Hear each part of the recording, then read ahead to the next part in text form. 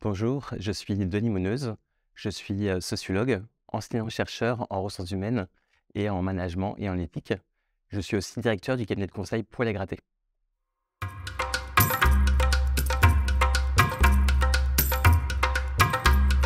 Ce sujet est venu de deux constats. D'un côté, en fait, quand on regarde les baromètres, les enquêtes d'opinion faites dans les entreprises, on voit qu'il y a une forte demande de reconnaissance, d'équité, de justice. Donc il y a vraiment des attentes fortes de la part des salariés dans ce domaine-là. De l'autre côté, le contexte est un contexte d'inflation, donc qui pose encore plus la question du pouvoir d'achat et la question des rémunérations dans les entreprises. Mais aussi, c'est aussi un contexte où les entreprises, pour certaines, ont du mal à recruter certains profils, ont du mal à développer leur attractivité, notamment au niveau des rémunérations. D'où l'intérêt de se poser la question de qu'est-ce qu'une bonne politique de rémunération aujourd'hui? Comment développer l'équité et le sentiment de justice en termes de rémunération?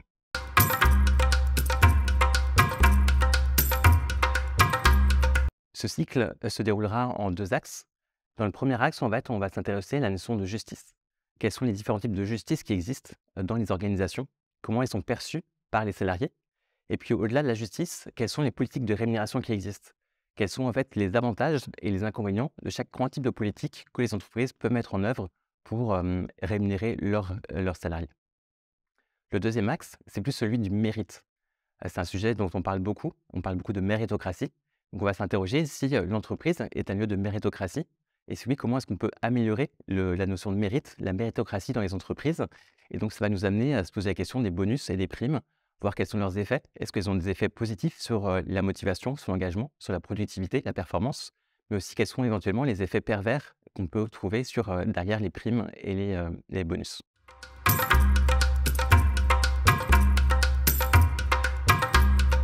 Je vois 3 grands bénéfices à assister à ces cycles. Le premier, c'est de clarifier un petit peu les termes. On parle beaucoup aujourd'hui de mérite, de reconnaissance, de justice, d'équité, sans trop savoir ce qu'on met derrière. Et donc le cycle va nous permettre de mieux comprendre ces différents termes et leur sens. Le deuxième objectif et le deuxième intérêt, ça va être de mieux comprendre les attentes des salariés. Quelles sont leurs attentes en termes d'équité? Comment eux perçoivent ces notions de justice et de ces notions d'équité? Et puis le troisième intérêt, c'est de partager des bonnes pratiques, voir ce que font d'autres entreprises, éventuellement dans d'autres pays, dans d'autres secteurs d'activité, pour pouvoir s'inspirer et après revenir dans votre entreprise avec des idées nouvelles et peut-être des prises de conscience sur ce que vous pouvez améliorer en termes de rémunération et de justice, dans vos entreprises respectives.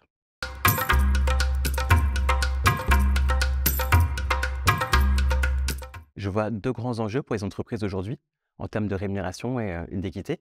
Le premier, c'est la question du recrutement. Comment est-ce qu'on fait pour être attractif, éventuellement aussi pour fidéliser, les talents dans son entreprise? Comment on fait pour avoir une politique de justice par rapport à ça? Le deuxième enjeu, c'est un enjeu en termes de, motivation, en termes d'engagement. Comment on fait pour, maintenir la motivation et l'engagement de ceux qui, parfois se sentent, pas suffisamment bien payés ou, qui souffrent par exemple de l'inflation en premier lieu?